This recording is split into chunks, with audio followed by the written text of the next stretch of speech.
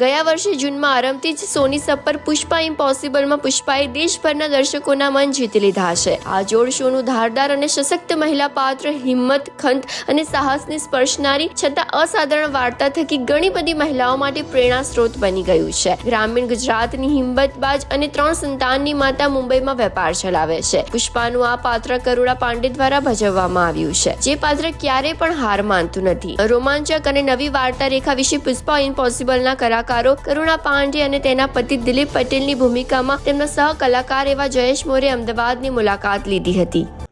देखिए क्या है कि ऑब्वियस सी बात है कि वो दिलीप पटेल तो खुद को स्वीकार नहीं कर रहे हैं, जैसा कि आपने एपिसोड्स में देखा होगा। वो ये बिल्कुल स्वीकार नहीं कर रहे हैं कि वो दिलीप पटेल है, वो धर्म रायधन है अब। और वो स्वीकार नहीं भी कर रहे हैं क्योंकि अब वो खुद को भी वो नहीं मानते। उनका वो पास्ट था, वो उसको नहीं उस पास्ट को देखना चाहते। तो आज की तारीख में वो धर्म रायधन है। तो कुछ ऐसी परिस्थिति बन जाती है सीरियल में जाकर कि क्योंकि उनकी शक्ल तो वही है, हमने तो ऐसा कुछ नहीं कराया, हमारे शो तो रियल लाइफ शो है, हम उसको एकदम रियल जोन में रखते हैं, तो हमने उनका फेस नहीं बदला है, वो वही हैं जो वो हैं। तो उनका चेहरा देखकर तो पैरों के नीचे से ज़मीन खिसक जाती है पुष्पा की और पुलिस वालों की और बच्चों की, क्योंकि बच्चों ने फ़ोटो उनकी बचपन से देखी है, उस पर हार चढ़ा हुआ है, रसोई में रहती है फ़ोटो उनकी। तो अब सबके मन में जिज्ञासा है कि भैया ये तो दिलीप पटेल है, इतनी सिमिलैरिटी कैसे हो सकती है शक्ल में? तो DNA टेस्ट हो तो उसका डर है। मैडम आप सीरियल में आप हॉस्पिटल में जो आमने सामने दिखा रहे हैं, तो वो बताइए जरा आप कैसे मिले? मैं वही आपसे बोल रही हूँ, मिले तो वो इत्तेफाकन मिले, क्योंकि अश्विन जिस कंपनी में काम करता है, जो पुष्पा का बड़ा लड़का है, उसमें जो CEO है, जो लड़की, वो धर्म रायधन की बेटी है, अपने दिलीप पटेल की अडॉप्टेड बेटी है या बेटी है, जो भी है वो आपको आगे पता चलेगा। वो उनकी बेटी है, उनकी दूसरी वाइफ है बस अभी जो जिनकी एंट्री होने वाली है। तो उनकी एक फैमिली है कनाडा में। तो अश्विन के थ्रू ये उससे मिलती है, क्योंकि इसका भारत आते ही एक्सीडेंट हो जाता है और एक्सीडेंट होने के बाद इनको खून की आवश्यकता होती है। तो खून किसी से मैच नहीं हो रहा होता, इत्तेफाकन अश्विन वहाँ पर होते हैं, तो उनका ब्लड ग्रुप मैच हो जाता है। तो वो ब्लड रिपोर्ट घर भूल जाते हैं, तो माँ वो रिपोर्ट लेकर आती है और जैसे न तैसे दोनों का आमना सामना हो जाता है। तो ये कहते हैं ऐसी किस्मत, आपने असली ज़िंदगी में भी देखा होगा, जो होना होता है वो होता है, चाहे कैसे ही हो, वो भगवान करता है। तो मिल जाते हैं दोनों।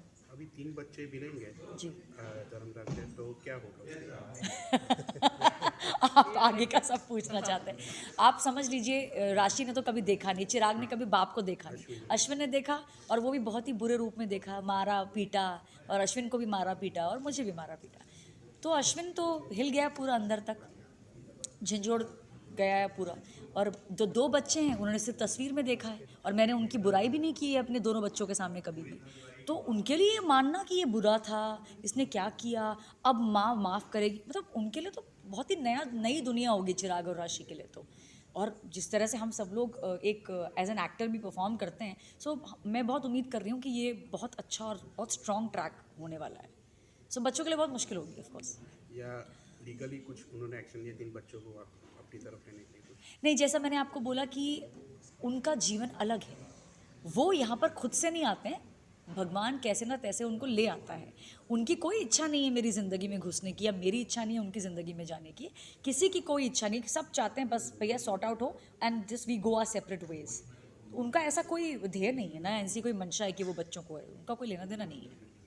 जी પુષ્પા ઇમ્પોસિબલમાં જેમ મારું પાત્ર છે દિલીપ પટેલ, એટલે એકચ્યુઅલી આમાં મારા બે રોલ છે, માણસ એક જ છે પણ પાત્રો 2 છે, એક દિલીપ પટેલ અને હમણાં એક પાત્ર ઇન્ટ્રોડ્યુસ થયું છે ધર્મ રાયધન।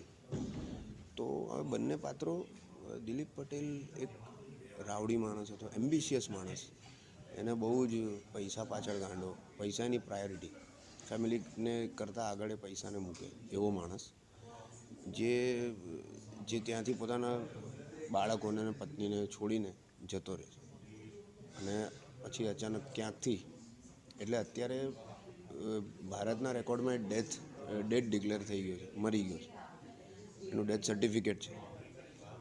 તો એ દિલીપ પટેલ એક કેરેક્ટર છે જે બોલતા પહેલાં એનો હાથ ઉપડી જાય, એટલે શબ્દો પહેલાં ગાળ બોલે એવો માણસ, અને બહુ જ વાયલન્સ વાળો માણસ, પણ એમ્બિશિયસ, જે પછી કેનેડા જઈને હવે હમણાં ધર્મ રાયધનની આઈડેન્ટિટીથી પાછો આવે છે, જે એના કરતાં આખો વિપરીત છે। એનો બોલવાનો સૂર અલગ છે, એનું વાત કરવાનો, એટલે પહેલાં એ હાથ ઉપાડતો હતો, હવે હાથ નથી ઉપાડતો. હવે એના ટેક્ટિક્સ ચેન્જ થઈ ગયા છે, પણ એમ્બિશન હજી સેમ જ છે. બિઝનેસ માઇન્ડેડ, પૈસા કમાવા, પૈસા જરૂરી છે એવું. હવે અત્યારની સિચ્યુએશનમાં જ્યારે પાછો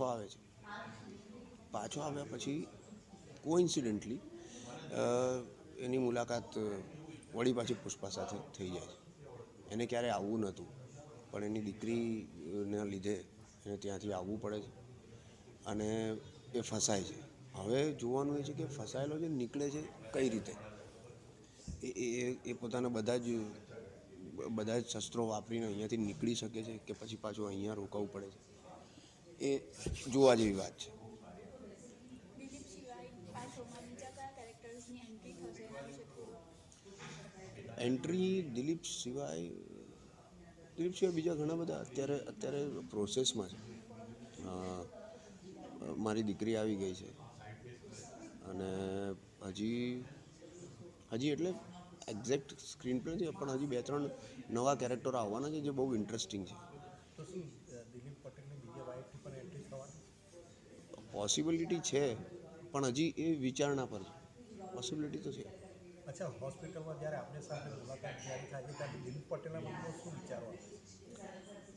દિલીપ પટેલના મનમાં એવો વિચાર આવે છે કે હું ક્યાં આવીને ફસાઈ ગયો, કે યાર આટલી બધી મહેનત કરી, આટલી બધી જફા કરી અને હું બહાર ગયો, મારી આખી આઈડેન્ટિટી મેં બદલી અને પછી કિસ્મત પાછી મને અહીંયા જ લાવીને ફેંક્યો.